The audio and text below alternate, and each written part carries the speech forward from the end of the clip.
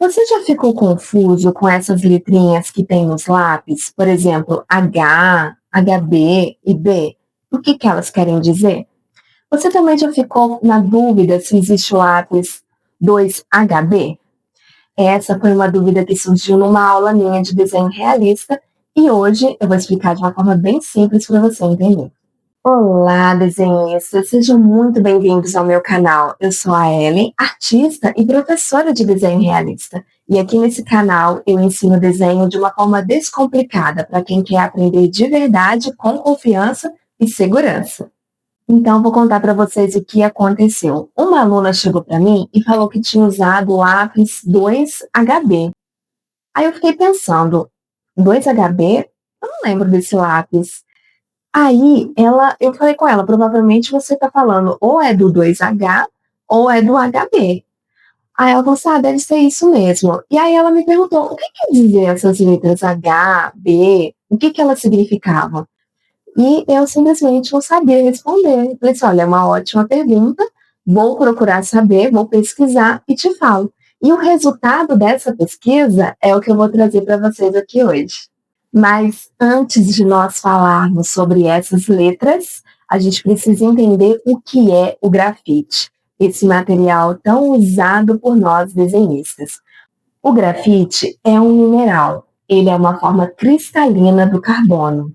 O carbono é um elemento químico muito abundante na natureza. Ele está presente em tudo que é orgânico. Mas para não ficar nada chato, parecendo aula de química aqui, vamos ao que nos interessa. O grafite, ele tem uma formação química muito interessante. Para ilustrar, vocês já devem ter pegado um lápis, vou ilustrar com esse daqui, e vai apontar naqueles apontador de escola, que é bem ruim, por sinal, aqueles pequenininhos, assim, de plástico, eles quebram a ponta do lápis toda hora, né? Já deve ter acontecido com vocês, de você apontar o lápis e a ponta sair toda quebradinha. Já repararam isso?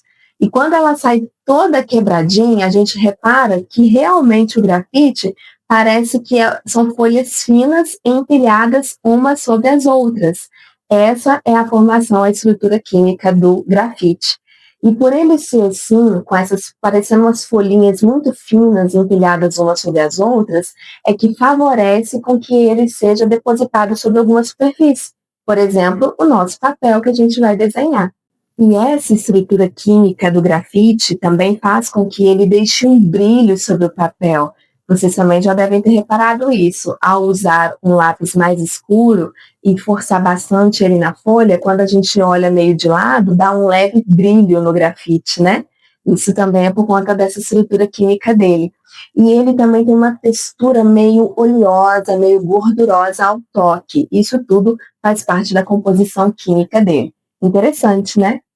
Mas essa confusão que a minha aluna teve, ela tem motivo para ter existido. Porque ela também é professora, ela é professora de escola pública. E ela estava na mente dela os lápis que as crianças usam na escola. Eu tenho até um aqui, que vocês também já devem ter visto, que é esse aqui, o HB número 2, muito usado nas escolas. E por isso que ela falou que estava usando o lápis 2HB. E eu, com a minha mente de desenhista, pensei, não existe lápis 2HB.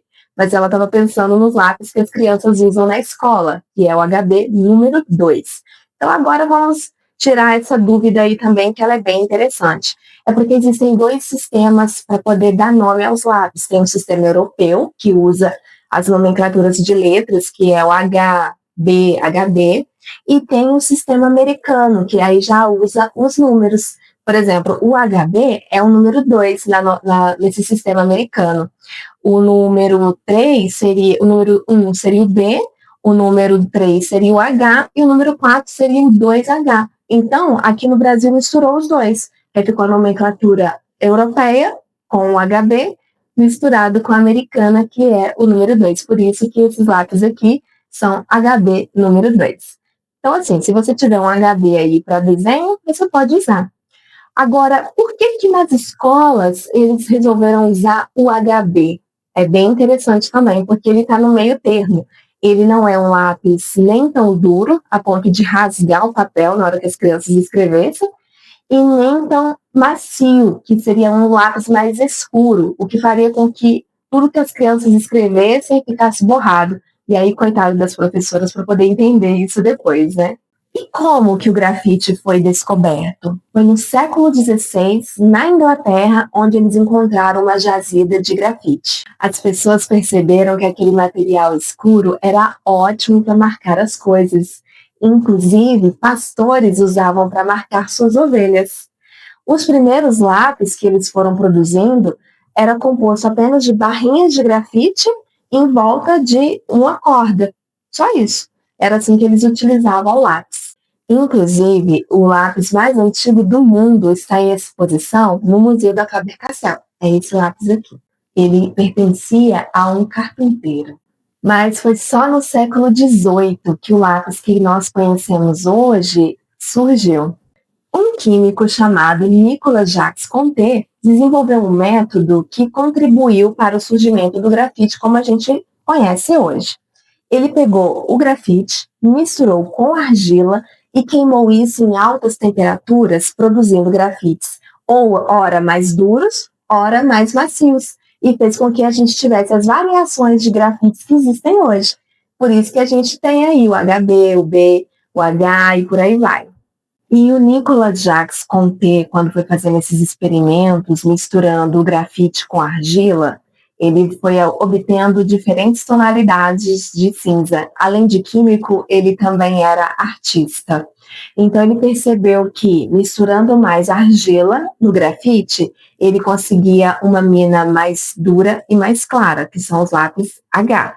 E quando ele colocava mais grafite do que argila, ele conseguia uma mina mais escura, que são os lápis B ou black, né? Lápis preto. E aí, pelo sobrenome dele, você já deve ter matado a charada que ele foi o criador da marca de lápis bem famosa, Conté a Paris. Agora vamos para a minha mesa de desenho, que eu vou mostrar para vocês todas as graduações de lápis que eu tenho. Então, agora aqui na mesa, a gente vai poder ver um pouquinho mais sobre os lápis e entender por que dessas nomenclaturas, né? Não reparem, esses são meus lápis de uso mesmo. Eu uso a marca Staedtler e já tem uns aí que estão novinhos, ainda são novinhos, outros já são bem gastos, né? Tem uns até que já acabaram, mas eu acho que vai dar para exemplificar para vocês. Então, aqui nós temos as várias graduações de lápis de grafite. E essas graduações, elas indicam a dureza e a tonalidade do traço. Variam, então, de H, que são os mais claros e os mais duros, que são aqui na parte de baixo, a também ao B, que são os mais macios e escuros, que estão aqui na parte de cima. O H, vem esse nome, agora a gente vai entender por que H, né? Vem do inglês, que significa hard ou duro, que quer dizer um grafite mais claro e seco. E o B vem do inglês black ou preto, que é um grafite escuro e macio. E o HB, o meu tá bem velhinho, tá bem gasto aqui, mas está escrito HB, ele é um lápis intermediário.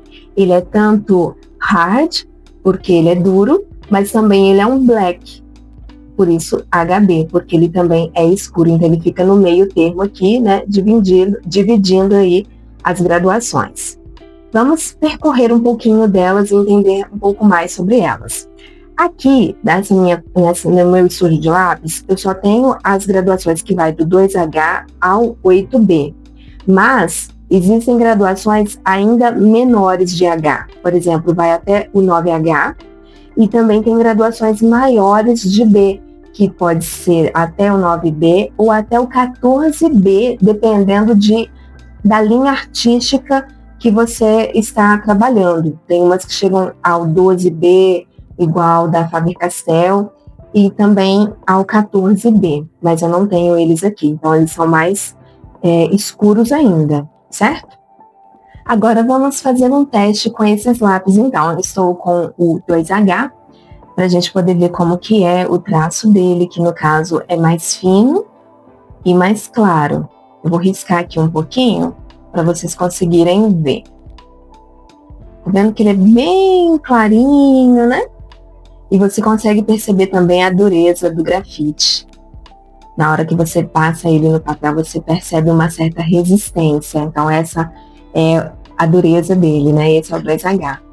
Agora, deixa eu colocar aqui para vocês entenderem, né? 2H. Agora, o H, que também é fininho, o traço dele é mais fino, também clarinho, mas aí você já consegue perceber uma certa, já tá um pouco diferente. Não vou dizer maciez, porque ele ainda é duro, né? Mas você já consegue perceber uma diferença aqui do 2H, já não é tão claro igual o 2H, né? Então aqui é o H. Agora eu vou falar desse lápis aqui que pouca gente fala dele, que é o F. E, sinceramente, eu uso ele muito pouco. Ele tá até com a ponta bem feia aqui. Desculpa que eu nem apontei ele. O F, ele ficou entre o H e o HB. Ele ainda é um lápis intermediário entre os dois. Naquela nomenclatura americana que eu falei com vocês, ele é até colocado ali como o número 2,5, porque ele ainda tá um pouco abaixo do HB, mas ainda não está no H. Então, ele fica aqui no meio dos dois, o F. Agora sim, o HB, que é o mais conhecido, que a gente usa até na escola, né? Olha, ele ainda é um grafite duro, mas a gente já consegue perceber que ele já fica um pouquinho mais escuro e por isso ele é até mais agradável para escrita, né? Foi realmente uma boa escolha que eles fizeram para usar ele, né, nas escolas. Porque aí evita de rasgar o papel, porque a criança às vezes vai forçar, né? Porque o lápis é muito claro, igual esses aqui, né? E também não vai borrar. Agora vamos pro B, que aí já começa na série dos blacks. É o primeiro mais escuro. Aí a gente já percebe uma maciez no lápis. E friccionando ele aqui no papel, a gente já percebe também um tom mais escuro. Então esse daqui é o B. Depois dele já vem o 2B, que também você consegue perceber facilmente a maciez. É muito interessante fazer esse teste se vocês tiverem aí na casa de vocês um estojo de lápis assim, que tenha várias graduações. Façam esse teste até para vocês servirem como exercício e também para te ajudar a te orientar na hora de fazer o seu desenho. Porque você tendo as amostras, né, de tons de cinza que cada lápis consegue alcançar, você consegue escolher melhor qual lápis que você quer usar na sequência no seu exercício, no seu desenho, né, no que você estiver fazendo aí. Então é legal você ter a pequena amostra, né, dos tons de grafite separado numa folha aí, até você pegar o jeito e já de forma intuitiva já saber qual lápis que o seu desenho está pedindo, né? Aqui é o 3B. Legal que eu tô diminuindo os quadradinhos, né? Comecei grande e tô diminuindo. Agora nós vamos pro 4B. O 4B eu gosto muito de usar ele. Tanto é que o meu até acabou. Deixa eu mostrar pra vocês aqui. Olha o tamanho desse daqui. Eu usei um extensor de lápis. Olha só. Olha o tamanho do meu lápis 4B, de tanto que eu uso ele. É um dos que eu mais uso. Mas aí também fica essa dica aqui, ó, pra vocês usarem esse extensor. Vocês podem aproveitar o máximo o lápis, né? Não precisa descartar ele, porque é ruim, né? Desenhar com lápis muito pequenininho. Mas o 4B é uma delícia de desenhar. É claro que depende muito da referência, né? O que vocês estão fazendo. Mas eu gosto muito, né? Deu para perceber, né? Que eu uso bastante ele. E o 4B. Aí, essa parte aqui, a partir do 5, eu já não uso tanto, né? Igual o 5 meu tá até bem usado. Mas o 6, o 7, o 8 eu já não uso tanto. Aí vai muito a critério de vocês, porque eu já não percebo tanta diferença, sabe? De um pro outro, não. Aqui, então, ó. Perdão, errei. Aqui é o 5B. Já tô falando do 6B. A diferença que eu percebo do 6, do 7 e do 8 é porque a mina de grafite deles é bem grande, né? Dá pra perceber aí? Vou colocar aqui pra vocês a diferença aqui, por exemplo, do 4B, né? Ó, é uma mina bem grossa, né? Deixa eu colocar aqui, que acho que aqui vai dar pra perceber melhor. Tá vendo? É uma mina maior mesmo, mais grossa mesmo. É uma mina mais grossa, tá vendo? Olha o tamanho dessa mina. vendo? Olha a diferença aqui pro 4B, né? Eu percebo essa diferença, mas no tom eu não percebo tanta diferença, não. Então vamos ver lá se vai fazer muita diferença. E vocês me falem aí nos comentários se vocês perceberam a diferença, tá? Aqui então é o 6B.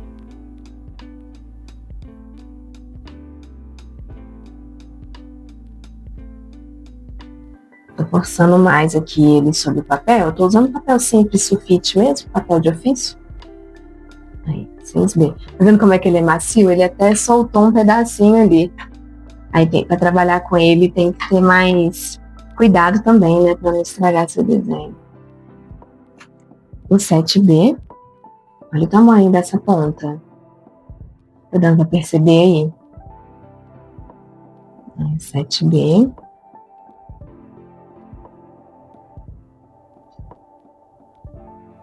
O bom desses lápis assim, com a ponta mais grossa e a mina, né, maior, é que para fazer fundo, né, você vai fazer um fundo, uma folha inteira, assim, vai gastar bastante grafite, então o trabalho rende, né?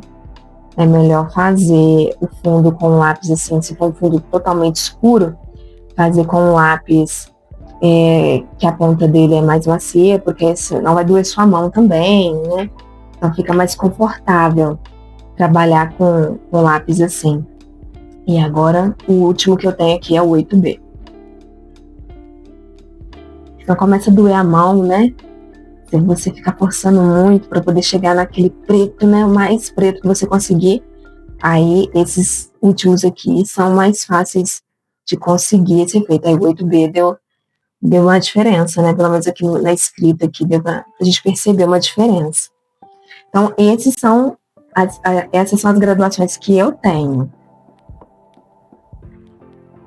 E para o meu tipo de desenho, o tipo de arte que eu faço, para mim é o suficiente. Eu não preciso de lápis mais claros do que o 2H. E também não vejo necessidade por enquanto, né? Talvez eu pegue uma referência aí que vai exigir de mim, talvez um mais escuro ainda, né? Que o 8B. Então, para mim, dentro dessas graduações aqui, dá para me trabalhar legal. Mas para quem está começando no desenho realista, né? Qual lápis comprar? Será que eu preciso comprar todos esses? Até porque esses lápis da Staedtler não são muito baratos, né? Então, às vezes surge essa dúvida, né? Qual lápis investir? Se você está começando, não preocupa com marca, primeiramente isso, tá? Você pode usar outros lápis aí de outras marcas, inclusive eu vou deixar aqui na tela uma comparação de tom de grafite com diferentes marcas de lápis. Você pode fazer um print aí depois, né? Dar uma pausa para você ver. Então, você pode ver que tem muitas marcas que não tem tanta diferença assim. Então, não pensa assim, para me desenhar bem, eu tenho que comprar um lápis azulzinho da Staedtler e tal. Não precisa. No primeiro momento, não. Mas quais graduações, então, que você deve investir, né? Para você que está começando no desenho? Eu vou falar a minha opinião, tá? Mas pode ser que você pense diferente. Eu compraria um HB, justamente por ele ser esse lápis intermediário, né? Para tons não tão claros e nem tão escuros. Compraria um H, para justamente ter essa variação de eu conseguir fazer detalhes mais claros no meu desenho. E compraria o 4B, que aí eu consigo os tons mais escuros também.